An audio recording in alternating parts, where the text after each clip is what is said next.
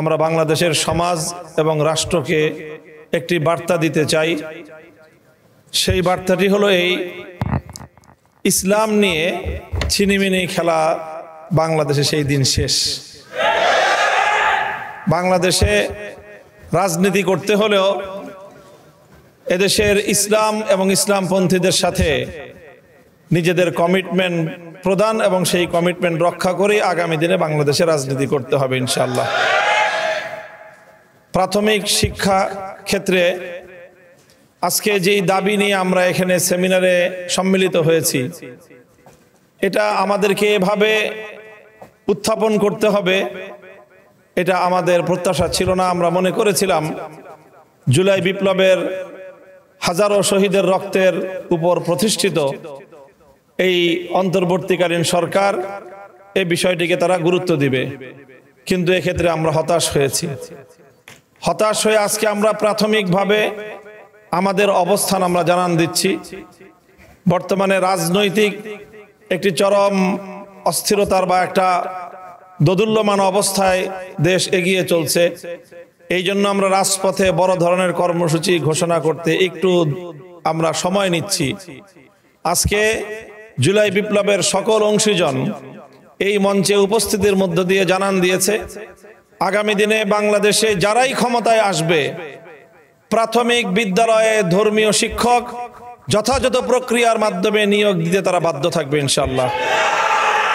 গানের শিক্ষক নিয়োগ সহ আমাদের কোমলমতি কচিকাচাদের অন্তর থেকে ইসলামী মূল্যবোধ বিতরণ সহ ইসলামী মূল্যবোধ পরিপন্থী যে সকল কার্যকলাপগুলো পরিচালিত হচ্ছে, যে সকল বিষয়গুলি আজকের সেমিনারে উত্থাপিত হয়েছে, এই বিষয়গুলোতে আমরা সজাগ এবং সচেতন আছি।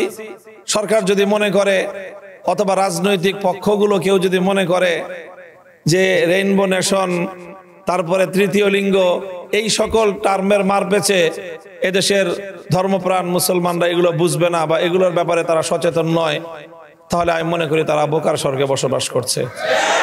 আমরা আজকের এই সেমিনারের মাধ্যমে, সেমিনারে যারা এখানে মঞ্চে উপস্থিত আছেন তাদের পেছনেও, আজকের এই সেমিনার বাস্তবায়নের পেছনে বাংলাদেশের ক্রিয়াশীল আরো অনেক গুরুত্বপূর্ণ ব্যক্তিবর্গ আজকের এই সেমিনারের সাথে, তার আয়োজনের সাথে একান্তভাবে সম্পৃক্ত।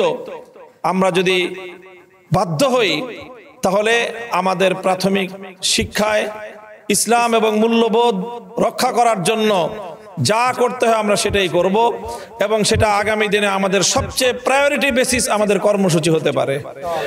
আমি আপনাদের সকলকে আগামী দিনে এই জুলাই বিপ্লবের সকল অংশীজনরা আজকে যেভাবে এই বিষয়ে অভিন্ন মত প্রকাশ করেছে, আমরা আশা করি যে জাতীয় নির্বাচন পরবর্তী যে সরকারই আসবে না কেন, আজকের এই সেমিনারের যে মুখ্য উদ্দেশ্য সেটা ইনশাআল্লাহ রাষ্ট্রে বাস্তবায়িত হবে। সেই অঙ্গীকার, সেই প্রত্যয় তাদের সকলের মাধ্যমে আজকে ব্যক্ত হবে, সেই প্রত্যাশা ব্যক্ত করছি। আসসালামু আলাইকুম ওয়া রাহমাতুল্লাহ।